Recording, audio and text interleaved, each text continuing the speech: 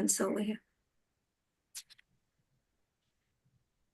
They were lamenting they were seeing that Krishna was struggling.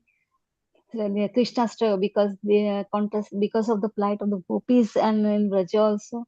And what did you ask, Mataji? What was the second question you asked? What was the regret of Devaki and Vasudeva?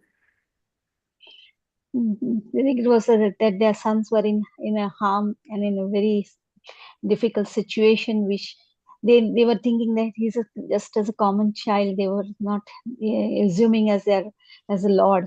So Yeah. they wanted to safeguard them. Correct. Thank you, Mataji. So let us go ahead. So we will here see the thematic elements, the key themes of these 28 verses. There are 8. The first one is strength versus perception. So what is the significance of this particular theme?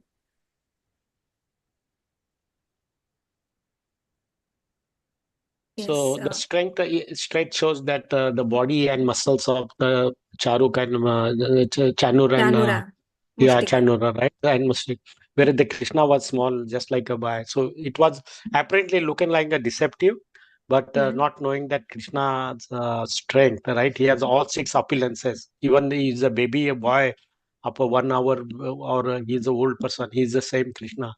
So that sometimes is here in this case is a deceptive. Yeah, it shows that appearances can be deceptive and can mislead a person, and that true power, it extends physical appearance. Thank you, Prabhuji. Second key theme is compassion and attachment. What is the significance of compassion and attachment?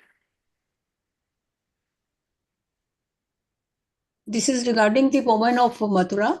They are thinking that these Balram and Krishna are very ordinary boy and teenager age, and they are going to fight with Chanur and Mustika, and they are very powerful. So they had much compassion regarding Krishna and Balram. Yeah. So affection or attachment may overlook the actual capabilities of a person. Yes, Mataji, thank you. And then the moral, what is the moral responsibility of a society? The moral responsibility is that when there's something wrong going on, then they should intervene. And they should see the graveness of what is happening, and then they should voice out against the wrongdoings. Yeah. And Prabhuji also mentioned, if one is unable to voice out, at least one should not be a witness or spectator to that ill doing or the wrong action. Thank you, Mataji. And last one is austerity and spiritual merit. What is the significance of austerity and spiritual merit? It has come, austerity has come, the word has come for the gopis of Braj. Yes, they wanted the divine law of Krishna. For that, they did meditation, fasting, and other selfless services. So this is regarding that one. And spiritual merit is that it has come for devotees. If devotees is high in spiritual sense, then he has the merit to attain divine power. Yes. If there is genuine devotion, one can get spiritual rewards, which are much more superior than the worldly rewards. Thank you, Mataji. Then we proceed to the fifth key theme of this particular topic, divine Leela. So here it's mentioned that although Lord Krishna's wrestling match is also his pastime, which is entertainment, although it is in between conflict. Another key element, the key theme is parental love and concern, which we covered that Vasudeva and Devaki, they had parental attachment towards their sons, so they were feeling that they could have safeguarded them and that they have put them in danger. What is the significance of the seventh theme, eternal pastimes versus temporal reality?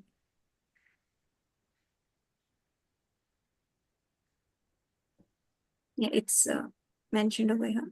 Anybody would want to try? Physical form may encounter the adverse way, but reality remains constant and And transcendent. transcendental. Yes, Mataji. Thank you so much. And finally, the last theme is community and individual experience.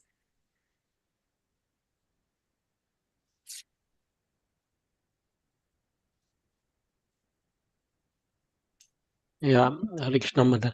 So again, he's talking about gopis in Brija and women in Mathura, and it talks about environment, and the Yes. relationship we foster, with Correct. the Lord, right? So different relations are shown. Gopis relation different. The women here shown as compassion, shape the spiritual journey because that's how we connect with the Lord. Yes. Everyone connects in differently, right? And that deepens our relation with the divine because everybody has a one specific relation. Charu Prabhuji mentioned that many times that we all have one relation with the Lord, and that we serve with Him, and Lord accept. Ye yathamam prapadne, that's how we accept that. Yes, Prabhuji. Thank you so much. So your environment and your relationship, your personal relationship plays a very important role in your connection with the Lord. Thank you, Prabhuji. So let us go ahead. So now we come to the next theme 12, where Lord Krishna kills Kamsa. My question is, how did Lord Krishna kill Kamsa? Find somewhere over here, this portion.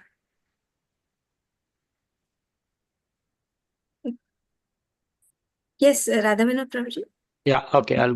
So we saw that how when the Mustika and Charu were killed, and then Kamsa orders that killing of his parents and other people. Krishna could not wait for a moment. Charu Prabhuji mentioned that urgency of the Lord at that time showed up. He jumped from from the from the place to the throne. He pulls him and throws him down to that arena and jumps on it and kills him instantly without playing anything, without making a play with Kamsa.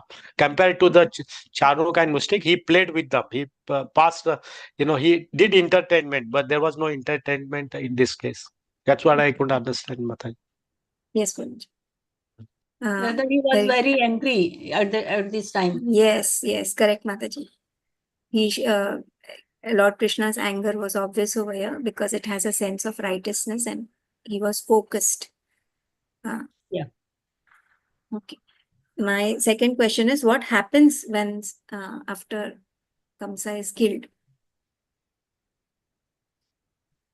After he was defeated, the celestial celebrations where the demigods, they Yes. witness Krishna's unparalleled divine power Yes. and his Yes, role as a Mataji. champion of Dharma. How he Correct, was Mataji. Okay, and what else? Yes, Mataji, you're right. Yeah, So also who we were can. celebrating? Yes, yes, Prabhu. Who were celebrating Yeah, and who were... also correct. Yeah, we also can see that there was Akashvani like much before, and again here also the demigods are here, right? So how the entire process is presented, so nice, right? So Akashvani is saying that we saw a reaction, and we say how the Lord kills him again, how the demigod they get satisfied, and they appreciate that, right? So solidifying role as a champion of dharma, because that is why he came. Yadai dharma glane bhavate bharata, right? Paritranaaya sadhunam vinasheta dushtatam. So that was his role. He killed Kamsa. Kamsa represent the greatest demon, and as we understand, Charuprabhupada mentioned, I don't know where he saw that, because he individually defeated all the demons which Kamsa sent them, and understand he defeated everybody. And so he was not ordinary person. So defeat of Kamsa represents almost, that is what Krishna wants to achieve. Everything was taken care of there. That's what I can understand, Madhuri. Yes, Prabhuji. So nicely explained. After the death of Kamsa, all the Krishna devotees, they were elated, they were happy, joyful, and there were certain low caste priests who were in support of Kamsa. Now they were in despair, they were lamenting. So all depends on which side you are. So that particular party was rejoicing and lamenting respectively. And then there was this celebration, celestial celebration. And also at the time of death, Kamsa acknowledged that Lord Krishna is the Supreme Personality of God. He grudgefully acknowledged that. So this happened after his death. Let's go ahead. Now here again we see the key themes of these particular verses. The first one is good versus evil. The significance is that dharma will always be vijay, will always be victorious over adharma. The second one is divine intervention. What is the significance of divine intervention? Can anybody just? When there is adharma जब बढ़ जाता है, then वो कहते हैं ना अधर्म वो ये वो है मैं भूल गई अभी वो जो गीता में श्लोक है रक्षा माता कॉमन है ये बहुत कॉमन तो वो यदा फिर यदा हि धर्मस्य गॉड अवतार लेते हैं यदा यदा हि धर्मस्य यस ये सो ये बहुत बोला जाता है लेकिन तो वो फिर वो भगवान किसी न किसी फॉर्म में आते हैं so there is a divine करने के intervention. लिए. Yeah, thank you, Mataji. So whenever there is adharma, it reaches its peak. Lord intervenes. Yes. Thank you, Mataji. Third one is transformation and liberation. So it's about the death of Kamsa. Although he was so evil, but he still attained salvation just because he came in connect with Lord Krishna. Divine. Yeah. Last one is one's devotion and relationship with the divine. This also we saw Radha Vinod Prabhuji explained that how your environment and your relationship shapes your spiritual path. So we go ahead to the nature of reality. Here the significance of this particular key theme is that Krishna is beyond material existence, and then he is the supreme power, and he is the ultimate reality and eternal and divine. So what is the role of the community? That also we covered, that one should voice against injustice and should not be a spectator to it. And the last theme is self-realization and identity. Can anybody explain this last particular theme? What is the significance of self-realization and identity? To get divine power, one should realize their own mistakes. One should realize one's true nature and check up his deeds and to try to find the true nature of oneself. Yeah, one should understand one's true nature to fulfill one's purpose in life. Thank you, Mataji. So with this, we come to the last 8 verses, which is how Krishna consoled the wives of Kamsa. We saw that now the wives of Kamsa are in despair and they are mourning on his death. So Lord could have just walked away, but he is supreme compassionate, and he came and he consoled the wives of Kamsa. What does this indicate? What does this? What role Krishna has played over here by doing this particular action? The role as a protector. Yes, and he's comforting the ladies due to his boundless compassion. And he also finds responsibility, that he's responsible for it. So, and he's, that's what, for all living entities. And he's also committed. So yes. It's all his aunties anyway. So yeah. He's consoling his aunts. So nice. So it establishes his role as a protector, as a comforter, and then his commitment towards the well-being of the wives of Kamsa shows that he is a supreme protector. Thank you, Mataji. And then last portion over here, we see that Devaki and Vasudeva, they are now the two lords are reunited with their parents, why are Devaki and Vasudev hesitant to embrace them? Because they know that Lord Krishna is divine power. So Vatsalya Bhav is there. Yeah. No, not Vatsalya, Aishwarya. Aishwarya Bhav is there. And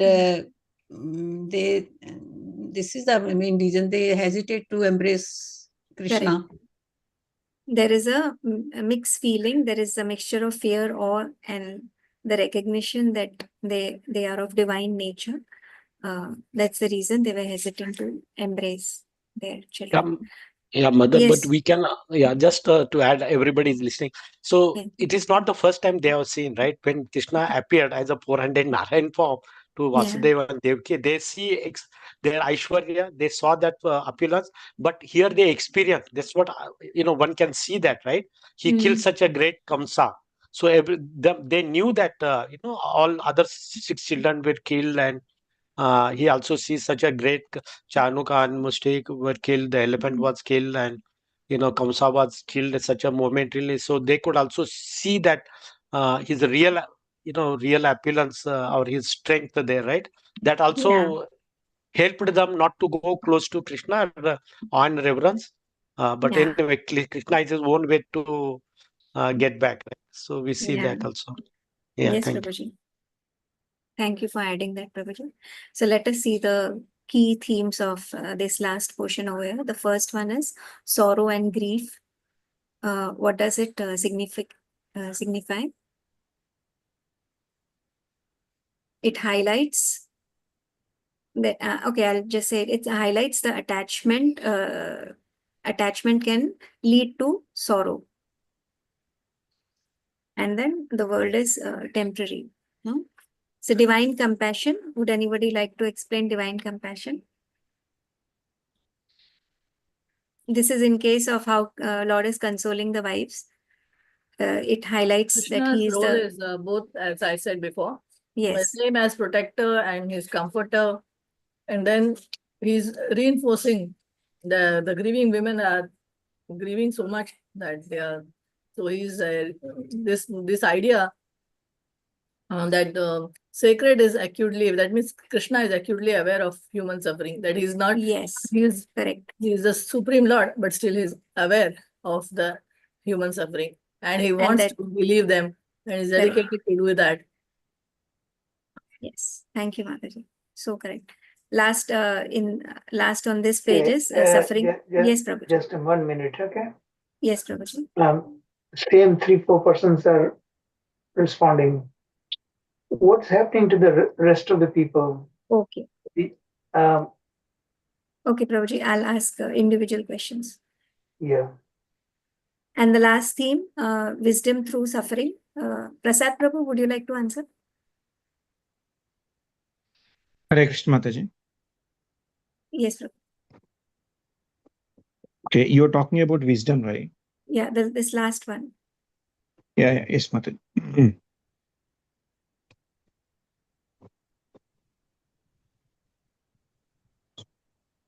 It will help Prabhuji, you. may Yes, may yes, I? Mataji.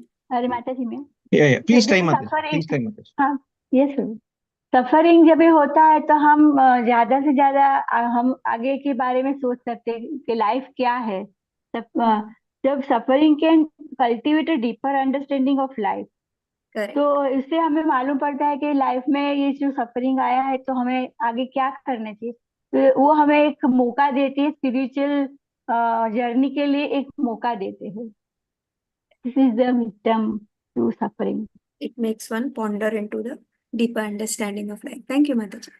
Then awe and reverence, sorry.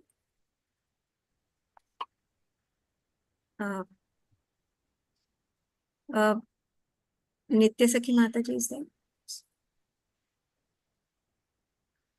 Hare Krishna. Yes, Mataji. For our reverence, the interaction among Krishna and Balram and the parents Devaki and Vasudev is infused with deep reverence. The fear and hesitance displayed by Devaki and Vasudev in embracing their son signify the acknowledgement of the divine nature of Krishna and Balram. So this theme captures about the sacred and the mortal nature, which suggests that genuine understanding of the divine can evoke awe and a recognition of one's place within the cosmic order. So it is Lord Saishwarya, which is being displayed. Hare Yes. Krishna. Thank Very you, good, Mataji. Mataji. Nityasaki Mataji, that's really, you made me very happy. That's wonderful. Wonderful answer. Yeah, Thank you. and we've heard you after a very long time, Mataji. Yeah. Most welcome. Okay, Thank you. fifth one, cosmic order and duty. Dipti Mataji, would you like to answer that? The significance behind this key theme.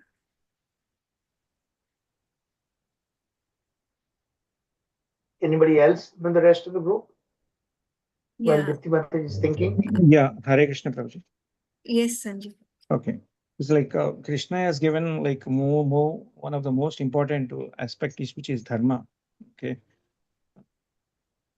Yes, So Prabhupada. he's he's giving a clarity over here. Okay. Not only the family, okay, and also society. Okay. And like he's giving more importance for this cosmic order. Okay. Okay. We have to give the importance to both to the society and as well as family. That's what he's trying to Yeah, so share he, that, okay, through yeah. his Leela. Yeah. So if one embraces one's responsibilities, one in like family and society, so Lord Krishna is showing that Showing there is a that, greater cosmic order, correct. and he does that. He shows it by comforting the wives of Kamsa. The last one, Sanjeev Prabhuji, would you like to Mataji, it answer? is also called a parodharma. Yeah, yeah, Parodharma. Thank you, Mataji. Last one, Sanjeev Prabhuji, would you like to answer the nature of reality?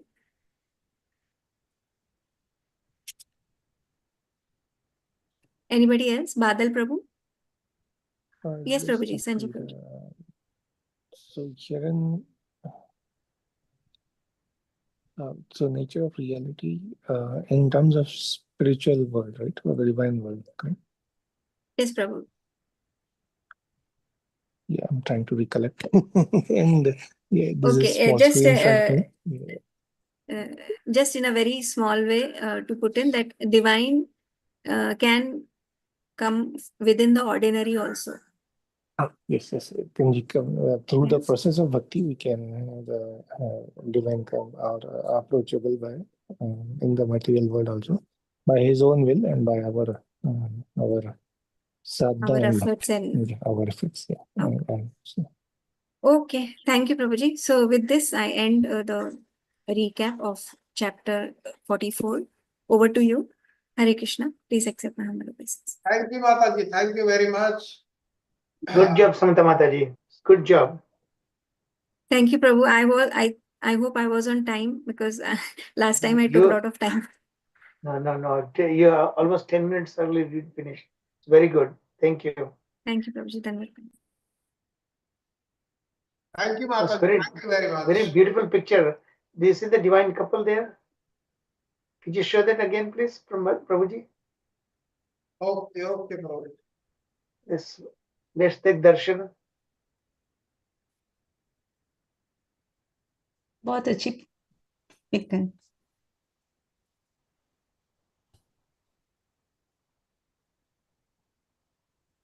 Oh, Yes. yes, very wonderful.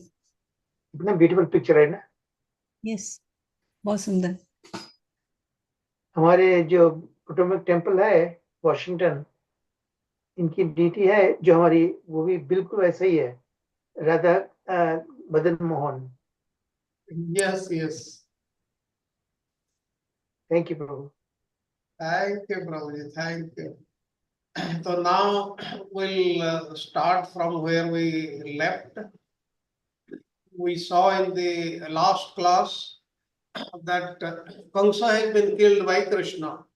And how powerful was Kamsa? Two things. He had defeated Indra once, the king of heaven.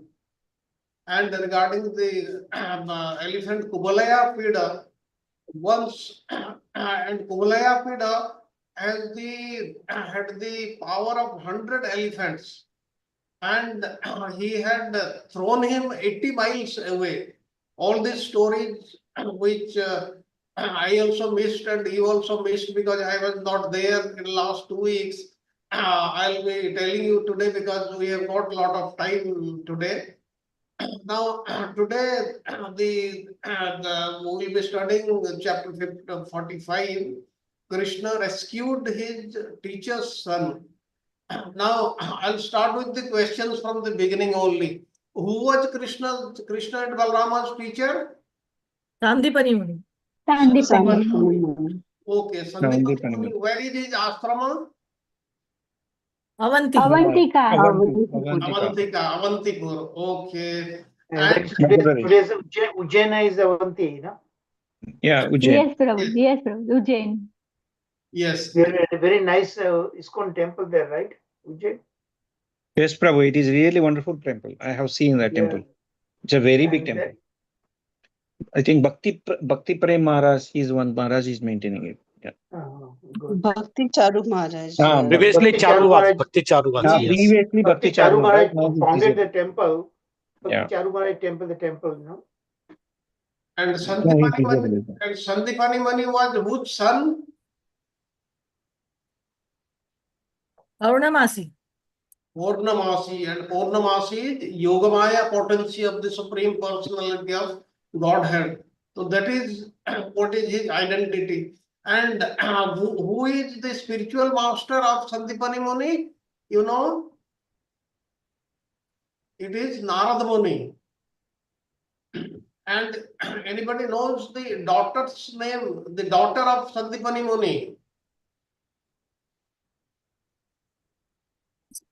Kundalata? I don't know. No. Nandimukhi. Okay. Nandimukhi. About Nandimukhi, we will find in the Vidagdha Madhava and Lalita Madhava by Rupa Goswami. And also recently I got a book from Vrindavan. It is Krishna Bhavanamrita Mahakavya by Vishwanath Chakravarti Thakura. It also gives a lot of descriptions about Nandimukhi. So with this, let us start today's lesson. It has got 3 portions. Krishna comforts Devaki and Vasudeva, sends Nanda and the cowards back to Braja, and installs Ugrasena as the Yadu king. Now, in the last story, we came to know Kalsa was killed. Then Vasudeva and Devaki were imprisoned. They were freed. And Krishna and Balrama, they went in front of Devaki and Vasudeva. And in the recap also today, we saw how Devaki and Vasudeva, they were reluctant to embrace Krishna and Balrama. But Krishna and Balrama, they had a lot of respect for their parents, and they offered obeisances to them. All the things we learned, and ultimately Ugrasena was installed as the king. Now, Prabhuji, can you Yes. let them know a little bit know about the Yayati's curse on the Yadus, that Yadu will never become a king, right? Yeah, Krishna breaking that point. Yes. This is also very important part of the story. King Yayati, he actually wanted to enjoy life, and that's why but he was cursed by his father-in-law that you become old. That story will study later on, but very briefly, it is about Sarmishta and Devayani, that story. And in that, at the end when time permits, but that's an important story. Everybody should know about it, what happened. And here Ugrasena is also Yadu, so the question might arise, how is that Krishna installed him as the Yadu king despite that curse? But now Krishna's mercy, he is the Supreme Lord, you know. Krishna is the supreme personality of Godhead. Then there is another thing also. You already know that Satrughna had established the kingdom of Mathura, and after Satrughna, his two sons they ruled Mathura, and then when the solar dynasty came to an end, Mathura came under the Yadavas. A Yadava king called Surasena, he ruled over the kingdom. Then Vasudeva, the father of Krishna, was the son of Surasena. And after the death of his father, Vasudeva, he took up the profession of herding the cows. He didn't want to rule the kingdom. And therefore, Ugrasena, another Yadava king in the Yadav dynasty, he had to become the king of Mathura. And this is not a story, this is given in the Devi Bhagavata in the fourth skanda. And regarding Vasudeva also, we have been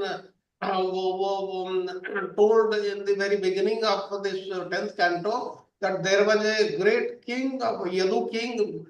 His name was Devamidha. He had a son named Surasena, and Surasena had two wives, a Kshatriya wife and a Vaishya wife. And from Kshatriya wife, Parjanya was born from the Vaishya wife, and Vasudeva was born from the Kshatriya wife, and Parjanya was given the charge of Mahavan, while Surasena became the king of Mathura. And Surasena gave birth to Vasudeva, and while Parjanya had 5 sons, Nanda, Upananda, like this, the 5 ones.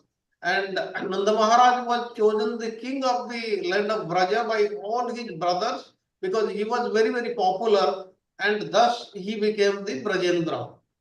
Now, let us first go through. I have got actually a lot of time. That's why I'll tell you some stories also today.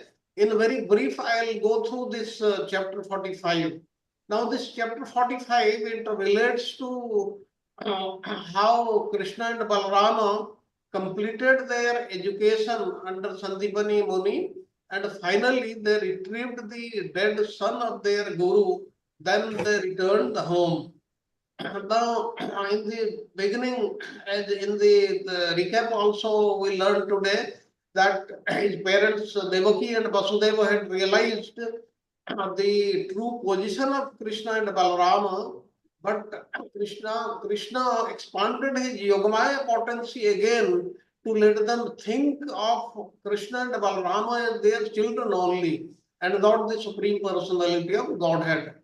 Then, with Lord Balrama, Krishna approached the Devaki and Vasudeva and said how unhappy they were because they were not able to enjoy the mutual satisfaction of the parents and the children who live together. Then he stated that even in a life of 100 years, no son can ever repay the debt he owes to his parents. And from that element that in Vishwanath Chakravarti Thakur's, even in the Bhagavatam, that's explained really very, very clearly what happens. Because in today's world, they mistreat their parents. Later on, when the time permits, toward the end of the class, I'll tell you what happened in Washington, D.C. actually, to some Indian parents, what happened to that, I'll tell you the story. Because that's not just theoretical thing. It even happens today's world now. How the old parents they call from India for their own selfish reason to take care of the children, so they don't have to pay money for babysitting. I'll tell you that story toward the end when the time permits. Okay. Yes, Prabhupada. But very graphically, it is explained in the Bhagavatam.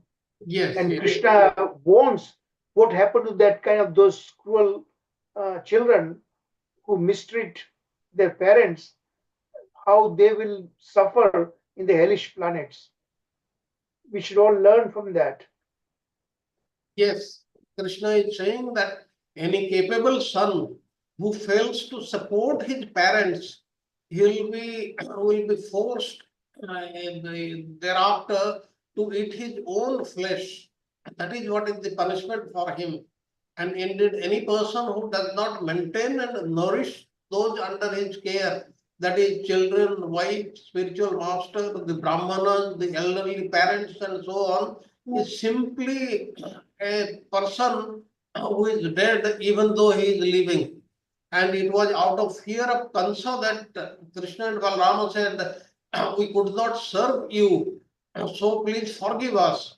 And Vasudeva and Devaki, they were overcome with emotion upon hearing all these pleasant words from Krishna. Then they embraced their two sons in ecstasy and shed a lot of tears.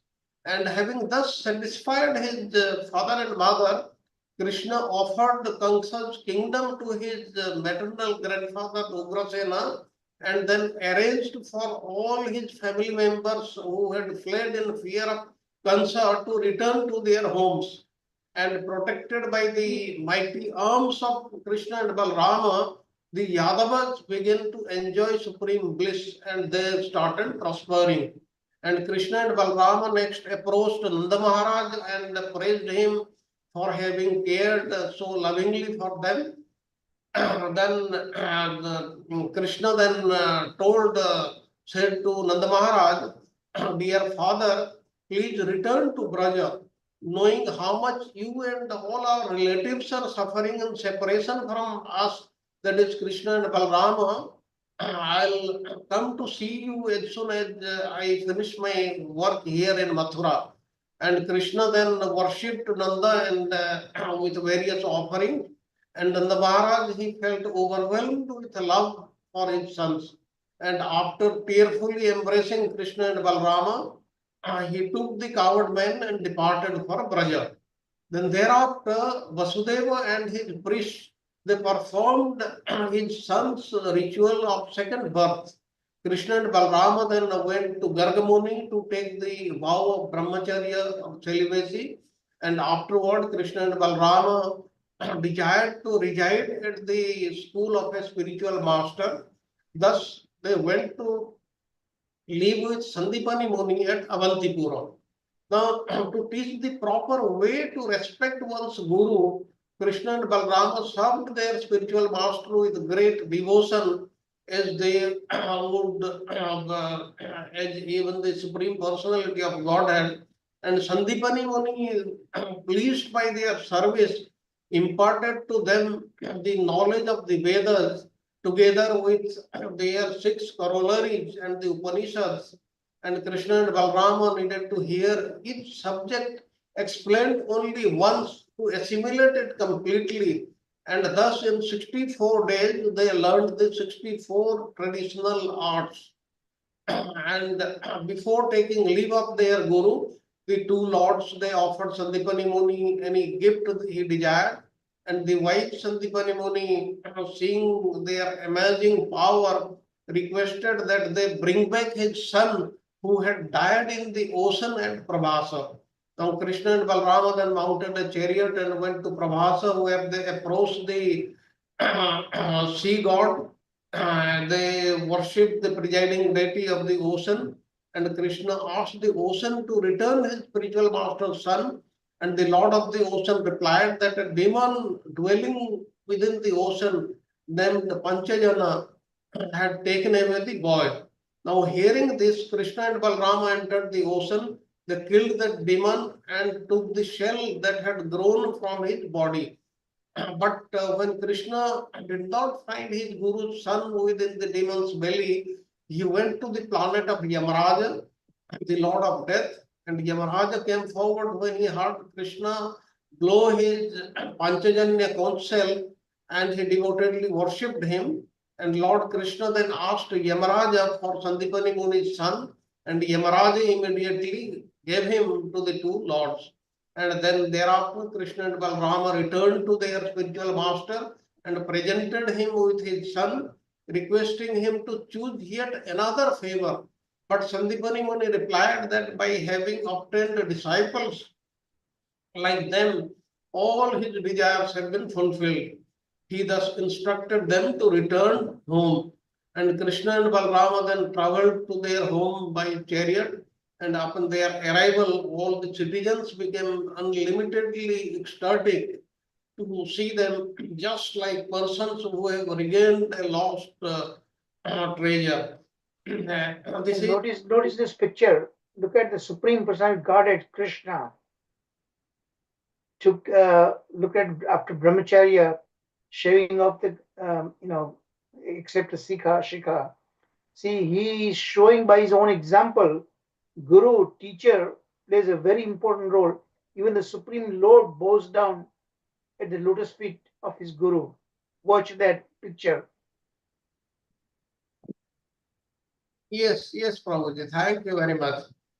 And here, one thing we saw, if Vasudeva and Devaki would have seen Krishna, the Almighty God, their intense love for him as their son would have been spoiled. And now Krishna did not want this. Rather, the Lord wanted to enjoy with them in the ecstatic love of Vatsalya Rasa of the parents and the relationship between the parents and the children. And Srila Prabhupada, he mentions, often pointed out that although we normally think of God as the Supreme Father, in Krishna consciousness, we can enter into the Lord's pastimes and play the part of his parents, thus intensifying our love for him. And Vishwanath Chakravarti Thakur, he also explains this very, very nicely. Then what happened? Krishna and Balrama, they approached his parents and they humbly bowed down their heads. They were totally gratified by what the parents had done for them. And Krishna said, my dear mother and my dear father, because of us, of the two sons, that is Krishna and Balrama, you and Mother Devaki always remained in anxiety and could never enjoy, we could never enjoy our childhood, boyhood and youth. Now a question comes about youth. Youthhood starts at after 15 years of age. Now when Krishna and Balrama left Braja, that time they were, as per Vishwanath Chakravarti Thakur, 10 years, 7 months, or by Jiva Goswami, 11 years like this, and Sanatana Goswami in his 12th year, they are the same. Now, how it is this? As you know, the Komara age lasts till the age of 5, Poganda till age of 10, and Kaisara the age of 15. And from then onwards, one is known as enters the Yovana age. And according to this statement, the Kaisara period ends at the age of 15. And they were still in Kaisara and not in Yovana. Now, what is the explanation of this? Explanation of the Acharyas on this, we should remember. Now, the 3 years and 4 months that Krishna and Balrama and their parents just stayed in Mahavana, they were equivalent to 5 years for an ordinary child. Thus, in that period, they completed their Komara stage of childhood. Then the period from then to 6 years, 8 months, during which they lived in Vrindavana, constitutes their Poganda age. And this period from the age of 6 years, 8 months through 10th year, during which time they lived in Nandiswara, that is Nandagrama, constitutes their Kaisar age. Then at the age of 10 years and 7 months, on the 11th lunar day of the dark fortnight of the month of Chaitra, he went to Mathura. And on the 14th day thereafter, he killed Kamsa. Thus, he completed his Kaisara period at an age of 10 years, Krishna. And he eternally remains at that age. In other words, we should understand that from this point onwards, the Lord remains forever a Kaisara. That is how this has been done. And Krishna he said that deprived by fate, we could not live with you and enjoy the pampered happiness most children enjoy with their parents. Now, Krishna points out that not only did his parents suffer in separation from him and Balrama, but the two boys, that is Krishna and Balrama, also suffered in separation from their parents. And with one's body, one can acquire all goals of life, and it is one's parents who give body birth and sustenance. Therefore, no mortal man can repay his debt to his parents, even if he serves them for a full 100 years time. And that's why Krishna and Balrama, they are being very apologetic. Then they also said that a son who, though able to do so, fails to provide this to his parents with his physical resources and wealth, is forced after death to eat his own flesh. That is what is the punishment. And you must be seeing what is happening in the present day society, which is not correct. That's why people should learn from our Shastras. And they also said, Krishna also said that a man who, though able to do so, fails to support his elderly parents, chaste wife, young children, or his spiritual master like this, he is considered dead even if he is breathing. And thus, Krishna said that we have wasted all these days unable to honor you, because our minds were always disturbed by fear of Kamsa. Now Krishna continues to bring Vasudeva and Devaki back to their normal parental feelings toward him and Balrama. An ordinary child would be afraid of a cruel, tyrannical king like Kamsa, and Krishna here plays the part of such a great child, thus evoking the parents' sympathy of Vasudeva and Devaki. And he tried to say that, my dear father and mother, please forgive us for not serving you. And Sukadeva Goswami, he says that by these words, the Supreme Lord Krishna, who by his illusory potency, he appeared to be human, appeared to be fearing Kamsa and others. His parents joyfully raised him on their laps and embraced him. And this is what Krishna wanted them to do. They wanted them to forget the Aishwarya Bhava, and pouring out a shower of tears upon the Lord. His parents, they were bound up by the rope of affection, and they also could not speak for a long time. And thus they comforted their father and mother. And then, as I said, Ugrasena was installed as the king of the Yadus. And the Krishna said to Ugrasena that we are your subjects, please command us. Indeed, because of the curse of Yajati, no Yadu may sit on the royal throne. Ugrasena might have told the Lord that, my dear Lord, it is actually you who should sit on the throne and not me. And anticipating this statement of Lord Krishna, Ugrasena, Lord Krishna told Ugrasena that because of Yajati's ancient curse, princes in the Yadu dynasty could technically not sit on the royal throne, and therefore Krishna and Balrama were not qualified. That is what he is meaning. And Ugrasena also could be considered part of the Yadu dynasty, but by the order of the Lord, he could sit on the royal throne. And in conclusion of all these pastimes, the Supreme Lord enjoyed as he played the part of a normal, common human being. And Krishna said that since I am present in your entourage as your personal attendant, all the demigods and all the other exalted personalities will come with heads bowed to offer you tribute. He is telling Ugrasena. Then what happened? The Lord then brought all his close family members and the other relatives back from the various places. They had gone, they had fled in fear of Kamsa.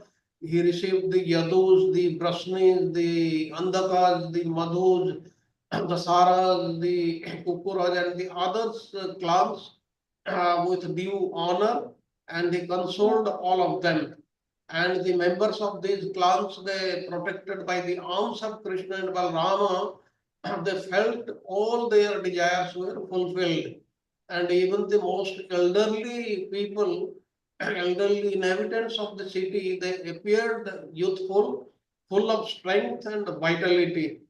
And then Krishna and Balrama, they addressed their father, saying that you and Mother Yasoda, they addressed Nanda Maharaj. They said, you and Mother Yasoda have affectionately maintained us and cared for us so much. Indeed, the parents love their children more than their own lives. And they are the real father and mother who care for the children and not abandon them. Now you should return to Braja, and we shall come to see you in some time when we finish our job in Mathura, and our dear relatives who suffer in separation from us will be able to see us after some time. Now here Krishna, he wants to indicate his desire to satisfy his dear devotees in Mathura. Vasudeva and Devaki and the other members of the Yadu dynasty who for so long had been separated from him during his stay in Vrindavana. That's why he wanted to satisfy Vasudeva and Devaki first, and he said, I will return to Braja. But as you know, he did not return immediately. He returned 100 years later. That story is different. Thus he consoled Nanda Maharaj and the other men of Braja. Then Nanda Maharaj was overwhelmed with affection upon hearing Krishna's words, and his eyes brimmed with tears as he embraced Krishna and Balrama. Then he went back to Braja with his cowherd men. And Vishwanath Chakravarti Thakur has given a very, very extensive purport in his Sarath Darshini Tika on these aspects. We will not go through them because they are very, very lengthy. We will go to the next slide. Okay. Now we will analyze what we have discussed till now. Here are the key thematic elements and their significance in Gaudiya Vaishnava philosophy based on the commentary of Vishwanath Chakravarti Thakur. The 8 of these themes together highlight the central tenets of Gaudiya Vaishnavism, emphasizing love, devotion, and personal relationship with the divine. They invite followers to engage deeply in their spiritual journey. We'll see one by one. The first is divine love. Divine love of whom? The relation between Krishna and his parents is a profound example of parental exception. It is not that they were left by their, Krishna and Balrama were left by their parents, but because of the circumstances they were separated. And not only Nanda and Yasoda, but Vasudeva and Devaki, they loved their children very much. And Krishna's desire to experience pure love without his divine identity overshadowing it is touching illustration of the importance of love in spiritual practice. Now, in this our love for the Supreme Lord, the awe and reverence aspect should be taken away. It should subside. It should not be prominent. And here, in case of Vasudeva and Devaki, this was prominent. That's why with the use of his Yogamaya potency, Krishna lowered it down. But what about Nanda Maharaj and Yashoda Mata? They knew all these superhuman like the performance of Krishna and Balrama, but still they did not give much importance to them. They were in great love for them, and that was the natural love of parents for the children. It shows that true devotion transcends mere recognition of God's power, inviting us to deeper, more personal understanding of the divine. We'll be able to understand the divine Lord, we'll be able to understand the Supreme Lord if we love Him unconditionally without the identity, rather the idea of awe and reverence. What Nanda Maharaj and Yashoda were doing, they were loving him as their son only. And any superhuman thing they performed, they said, yes, it is because of the power of potency of Lord Narayana or the blessings of Narayana that they are able to do this. They were ascribed all these to the Supreme Lord Himself. Now the next is the stages of growth. Now the discussion of Krishna's age and development, Kumar, infancy, Poganda, childhood and Kaisara youth, which we also discussed in detail, highlights the unique and enchanting nature of nature of time in divine pastimes. In Gaudiya Vaishnava philosophy, Krishna's actions and different ages reveal his playful and loving nature, inviting devotees to connect with him at various levels of understanding and experience the timelessness of his divine play. He was playing all these pastimes for the benefit of his devotees, for the pleasure of his devotees only. And the debt to parents, Krishna's gratitude toward his parents and acknowledgement of children's profound debt to their caregivers is a powerful teaching in spiritual life. Not only in material life, in spiritual life also, the parents who have raised us, it is very, very important to look after them till the time they are alive. And after that, after they have left this world, one should perform Shraddha and the other rituals which are required by the children. And this is what is the duty of the children. And it underscores the importance of respecting and honoring one's parents, fostering a deep reverence and humility in our spiritual journey. And this is going to help us. And unfortunately, in the present day society, this is not seen very prominently. Then the fourth is identity and connection. Krishna conceals his identity to enhance the emotional bond with Nanda. He always conceals his identity as the supreme personality of Godhead. And if we recognize him, we take him to be just a normal child, then he is very, very happy. And this duality illustrates how God can relate to his devotees personally.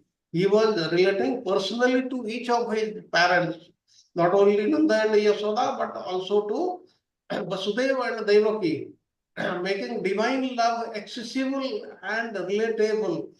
Divine love, which one may think it is not accessible to human beings, Krishna made it so. It shows that God values personal relationship with his followers. The personal relationship is very, very important even for the Supreme Lord, and that's what he was doing in his Leela. Then the next, the fifth point, true parenthood. Balrama emphasizes that birth parents are those who nurture and care for children, not live them, and not just biological ones. This perspective encourages devotees to understand love as the essence of relationship rather than focusing solely on formal connections. Here, this is very, very important. The aspect is being talked here. The aspect of relationship. We should establish relationship with everybody, not the just the formal connections. Like here, the relationship of father and mother and the children. It should proper relationship, and each one should look after the other, and not just maintain a formal relationship just to show others that these are parents and these are children.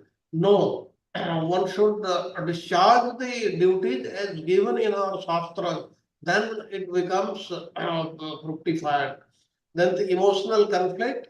Nanda's dilemma about returning to Braja demonstrates the complexities of relationship and obligations. Now, what was Nanda's dilemma?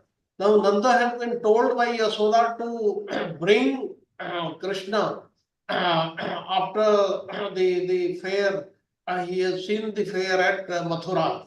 But now here what is happening? Nanda is being compelled to go back to Braja, and he is thinking, what will I answer to Yasoda? It reflects the tension between personal desires and duties. There is a conflict between personal desires. Personal desire was to take Krishna back, and the duty, what Krishna said, let me finish my task here in Mathura, then I'll go back. Because not that Kansa was killed and that's why all the demoniac people were eliminated. No, it didn't happen. There were a lot many things had to be performed by Krishna, and this was understood by Nanda Maharaj, and underscoring the importance of compassion and empathy in spiritual interactions. All these things have to be taken into account, and one should be pragmatic in one's relationship. And here, what is happening? The Supreme Personality of Godhead, He is telling means He is ordering even his parents. And the parents, they also know that he is the Supreme Lord, and but they have got a different obligation, duty at home also. But at the same time, like Arjuna had to obey what Krishna was saying, Nanda had to go by what Krishna was saying. And assurance of connection, Krishna reassures Nanda that they will return to Braja. He did not say today or tomorrow or day after I'll go, but he said soon I'll be going back to Braja to meet everybody, emphasizing his everlasting bond with his home and his inhabitants. Not that he forgot. He did not forget after going to Mathura or thereafter to Dwarka. He remembered all of them, and this offers hope and comfort, reinforcement that divine presence is always felt even when physically apart. The gopis, they always remembered the Krishna, even though he was physically apart, but emotionally he was there. And as we know, Krishna, the Brajendra Nandan Krishna, Nandanandan Krishna, Jasodanandan Krishna, he never left Braja. And that was felt by the gopis, by the Brajavasis also, and it was ensured by Krishna. So that was his responsibility. And the Brajavasis, they realized that. And the separation and unity, now the theme of dual existence, where one part experiences separation while the another enjoys the closeness, illustrates the nature of divine pastimes. This is the nature of the divine pastimes. It teaches that love can manifest itself differently, enriching spiritual experience and deepening devotion. The Lord, the Supreme Lord Krishna, he was absent from Braja for 100 years, but it enriched the spiritual experience of everybody in the Braja, including the gopis, gopas, their parents, everybody, and their devotion to the Supreme Lord is deepened. So this is what is the matter in separation and unity. Let us see thereafter what happened in this. Then thereafter, um, Sukhdev Goswami, he is telling Parikshit Maharaj, then Vasudeva, the son of Surasena, arranged for a priest and the other Brahmanas to perform his two sons' birth initiation, second birth initiation. And Vasudeva then honored the Brahmanas by worshipping them and giving them all the gifts like fine ornaments, clothes, cows, calves, and all these things. and all these cows were had gold necklaces and linen wreaths. And magnanimous Vasudeva then remembered the cows he had mentally given away on the occasion of Krishna and Balrama's birth. Now, when Krishna was born in the prison house, that time Vasudeva was in imprisonment. He was a prisoner there. He had no freedom. Therefore, he had given out 10,000 cows mentally. Now, his cows had been stolen by Kansa. Now, once Vasudeva was freed, he recovered all of them and gave those 10,000 cows away in charity to the Brahmanas. Now, thereafter, what happened after attaining the twice born status through the second initiation? The Lord was sincere to the vows, took the further vow of celibacy from Gargamuni. And who was Gargamuni? He was the spiritual master of the Yadus, not Nanda Maharaj. Then thereafter what happened? Concealing their perfect knowledge by their human-like activities as a common boy, these two lords, that is Krishna and Balarama, they who are the origin of all branches of knowledge, origin of this universe. Next, desired to go to a school and study under a spiritual master. And thus they approached Sandipani Muni, a native of Kashi, who was at that time living in Avantipura. Now Sandipani thought very highly of his two great disciples, Krishna and Balarama, whom he had obtained as their students, and by serving them as devotedly as one served the Supreme Lord, the two lords, that is Krishna and Balarama, they showered others an example of how to worship the spiritual master. This is they are teaching all of us. There is no requirement for the Supreme Lord to accept a spiritual master, go and study in the school, but for learning of the common man, they did it. And the spiritual master, that is the Sandipani Muni, he was satisfied with their submissive behavior. Then he taught them all the Shastras, all the Vedas, the Sadangas, that is the 6 corollaries of the Upanishads, the Dhanurveda, the confidential secrets, the standard book of law, the method of logical reasoning, philosophical debate, politics, and all the things they studied under Sandipani Muni. The various other things in this were the logical arguments, tarka, then the sandhi, making peace, vigraha, making war, then marching for a battle, then all these things they were taught. And then Sukadeva Goswami is telling Parikshit Maharaj, then Krishna and Balrama, then being, even though they are promulgators of the various varieties of knowledge, they immediately assimilated each and every subject after hearing or the explanation of their spiritual master just once. Thus, with fixed concentration, they learned the 64 arts and skills in as many days and nights. And thereafter, they satisfied their spiritual master by offering Guru Dakshina. Let us go on to the next. Theme 2 highlights several key themes from Gaudiya Vaishnava philosophy, particularly the importance of devotion, learning, and the relationship between the guru and the disciple. We'll see one by one, the devotion and offerings. Vasudeva's mental donation of cows at Krishna's birth, despite his imprisonment, signifies the importance of selfless devotion and generosity. He knew that after the birth of their son, he was supposed to distribute cows and other things to the Brahmanas, but he had no means. But still, then mentally he did that.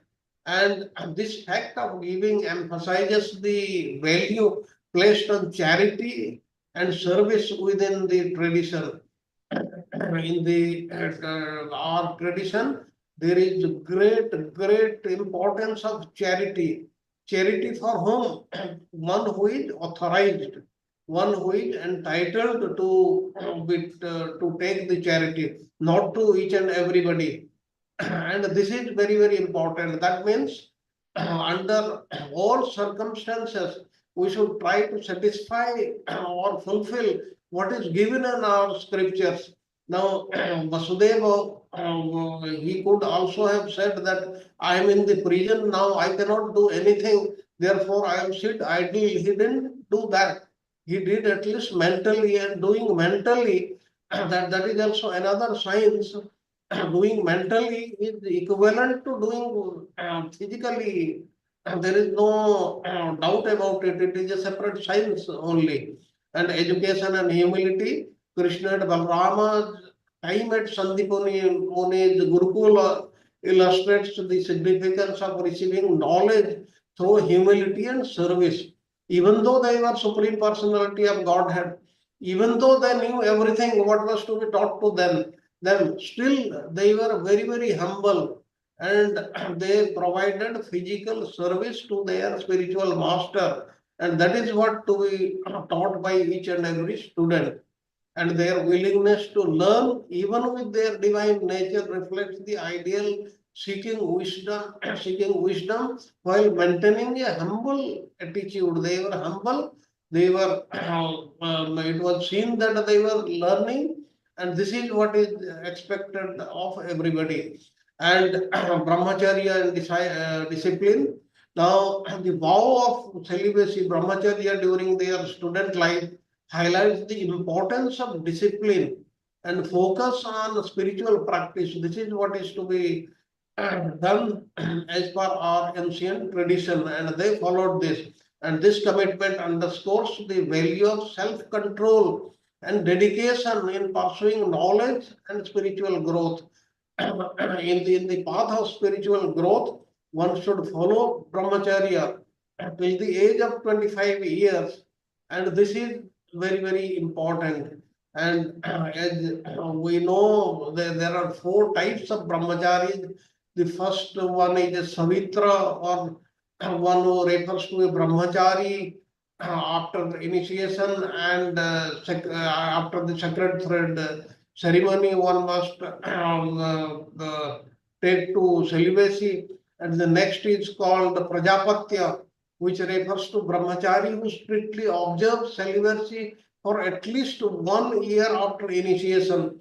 Then next is Brahma Brahmachari, refers to brahmachari who observes celibacy from the time of initiation up to the completion of his studies. And the next is Naishthika Brahmachari, refers to brahmachari who is celibate throughout his life. And out of these, the first three are less important, and the most important is the Naishthika Brahmachari. And in the Brahmacharya also, there are so many rules and regulations to follow, and this was possible in the earlier days because people went and they were taught in a Gurukula under a qualified teacher. Now, in the present day world, if you learn the 8 types of practices a brahmachari does, you will realize that it is just not possible. And what is brahmacharya? It is given in the Vedas that it is constant application of the mind in the path of becoming a Brahmana. And in the Sandilya Upanishad, it says that the abstinence from all forms of bodily union by mind, speech, and body. And in Chandogya Upanishad, the commentary Shankaracharya says the renunciation of desire for women. And in Agni Purana, they are given various rules what a brahmachari should follow and all that. Will not go through them. Now let us go to the next. Okay, now time for break. We will have 5 minutes break. And in the meantime, if you have got any questions or any comments, you can express them. Hare Krishna. Hare Krishna Prabhuji. That it talks about Panchajan, right? So Krishna goes to Prabhasa and he demands from the ocean, and ocean says that it has been stolen by Panchajan demon. So that demon, it mentions that there's a covering to that one, and Krishna's also got that conch shell, which is a Panchajan. That relation, I don't understand how they picked up that from him, and the conch shell was made. This demon was in the form of a conch shell. Okay. And that was what was obtained by Krishna, and that became his conch shell, and that is known as Panchajanya. Okay. So the body of that demon was like a conch shell, like exactly like that. That's what the meaning? Yes, that was the form, but as you know, the demons, they can have many other forms also. Okay. In another form, he had stolen the son of Sandipani Muni. Right, right. Okay. So then, if it is a stolen, then how that the son was not there, and it Lord goes to the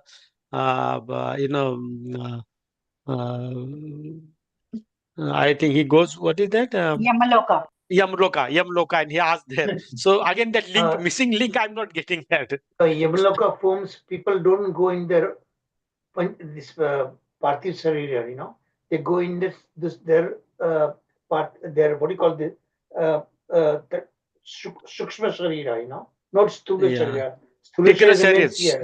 Yeah, So it's a Sukshma Sarira, they go there. And when we say that people suffer in hellish planets, is the Sukshma Sarira, Manobuddhi Ahankar, that mentally they suffer, Yeah, so again the link from the demon did not have the boy. And when the Krishna and Balarama went there, actually they presented Guru's son in a actual form. Actually, the spiritual form they presented. It's mentioned in the Bhagavatam. Yes.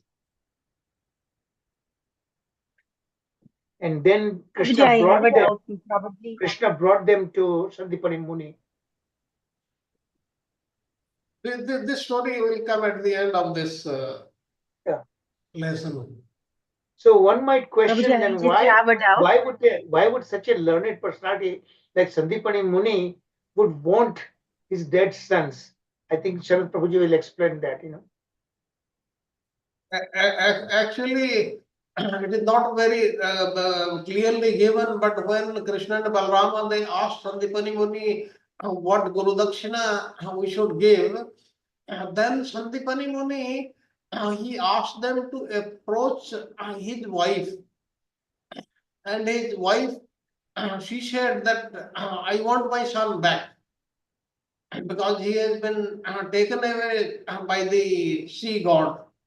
Similar situation happened when Draupadi wanted her 6 sons back that were killed by Kamsa, right? And Prabhuji, toward the end of the class, if your time permits, also let everyone know about who was Kamsa, Kalanemi. Yes. And what happened to him and all things. And he was not really a true son of Ugrasena. Yes. There's a story behind that, We will have time. I'll tell you. If the time permits. Yes. So that's a very interesting story about Ugrasena. Kamsa was actually a son of a Gandharva who was attracted by Ugrasena's wife, Yes. Padmavati. Okay, go ahead, continue, Prabhu. Okay, then we'll go to the next. Prabhuji, I just have a doubt. May I? Yes. I don't know if I have missed something. Now, if this demon became Panchajanya, what about the Panchajanya before Krishna had whatever he had before? You said this demon became Panchajanya. Panchajanya is this demon only. So The he's name been of having it all along, and this is only for the pastime. Should we understand it like that? this demon who had stolen the son of Sandipani Muni, his name was Panchajana. And he Prabhu was ji staying in उनकी the previous ocean. Life में वो क्या थे मतलब वो माता जी पूछ रहे हैं उनकी प्रीवियस लाइफ में उनकी What about previous the life divine में weapons that Lord So has any always? background story Mataji is asking हाँ for yes Panchajanya. What was Panchajanya? Now I'll tell about many others, but they were. Can let Prabhuji finish his class first, because we are asking a lot of questions. Okay. Still have to continue complete the lesson yet. We are putting in a lot great difficulty. Prabhuji, when time permits toward the end, you can. Yes, we will do. Complete your lesson first. Okay, we move on to the next slide. The sub-themes underscore the Gaudiya Vaishnava philosophy, focusing on the devotion, the importance of education through humility, the significance of guru-disciple bond, and the integration of spiritual and worldly knowledge. Now, the first in the line is guru-disciple relationship. Now, the respectful and submissive behavior of Krishna and Balrama towards their guru, that is Sandipani Muni, underscores the pivotal role of the guru in guiding spiritual aspirants. This was the system in the Gurukula system, which was actually changed by the Britishers when they came hundreds of years back. A key aspect of Gaudiya Vaishnavism, serving the Guru and seeking his satisfaction, showcases mutual respect and love inherent in this relationship. That means what is being told, a disciple should always respect, should be very humble in approaching the spiritual master, respect him, and offer physical service. And then the spiritual master will impart knowledge. And that knowledge which he imparts, then it becomes permanently imprinted in the mind of the disciple.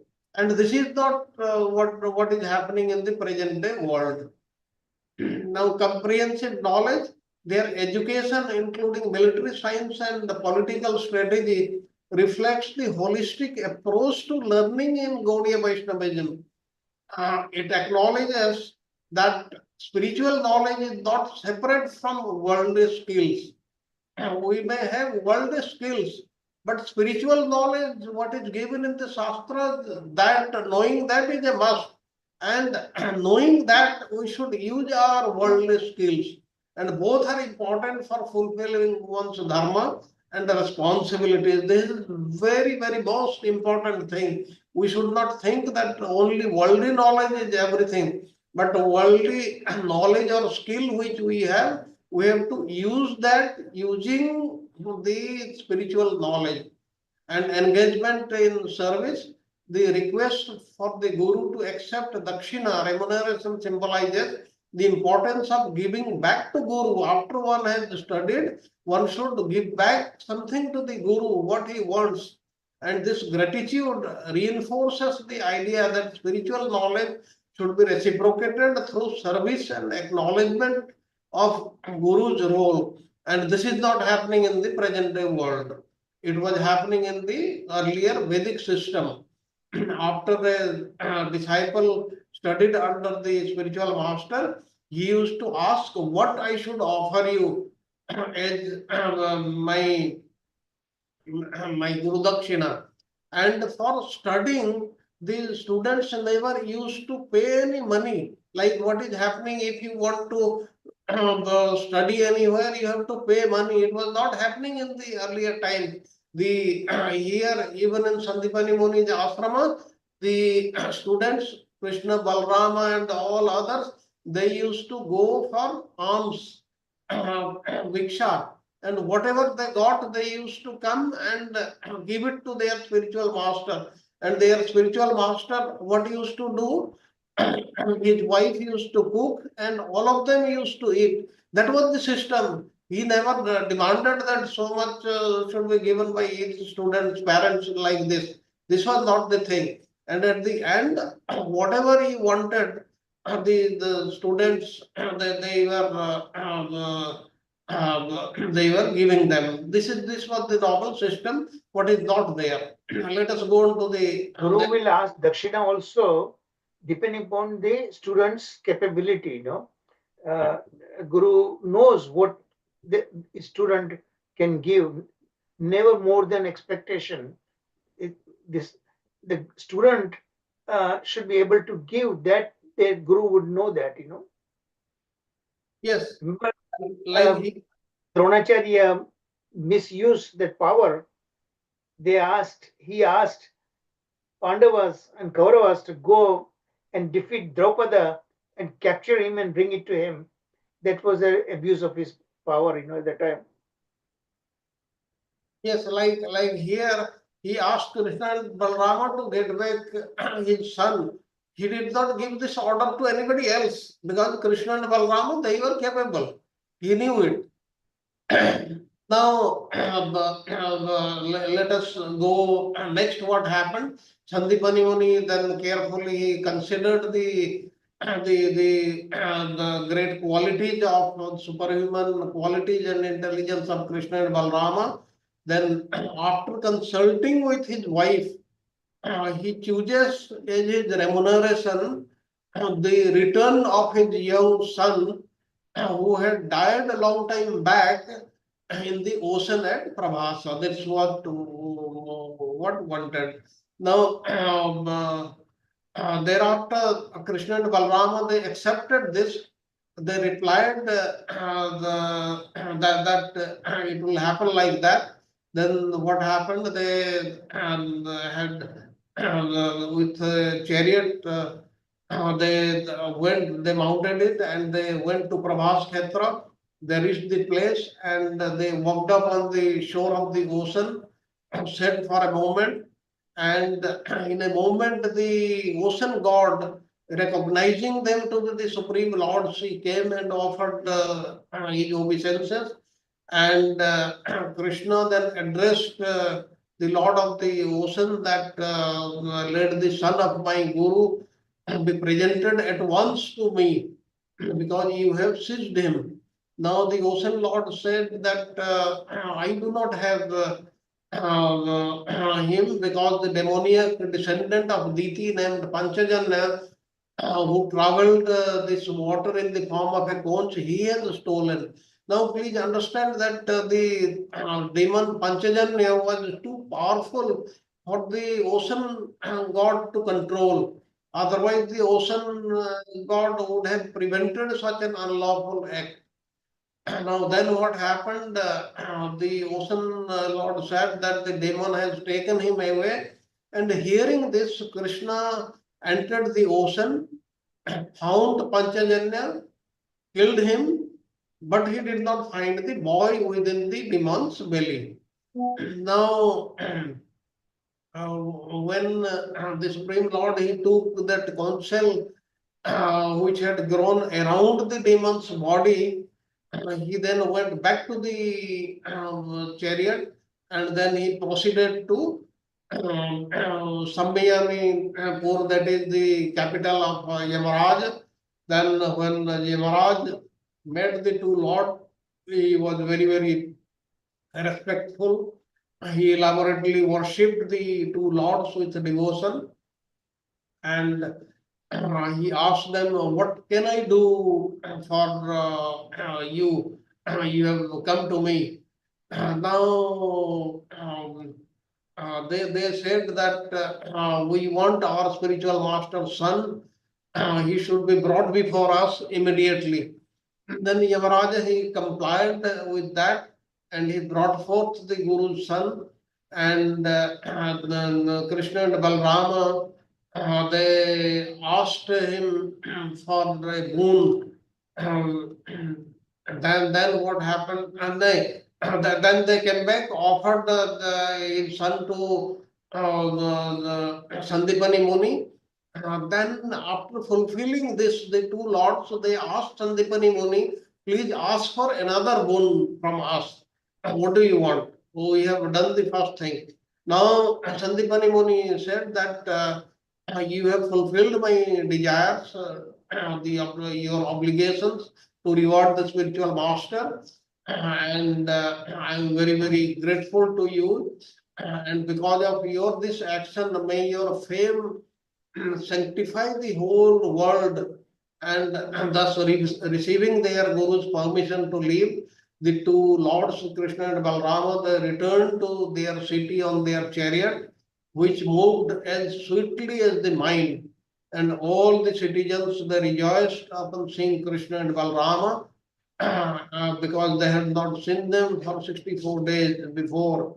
And the people felt like those who had lost their wealth and then regained it. These are which people? The people of Mathura. Let us go on to the next slide. Now, devotion and service.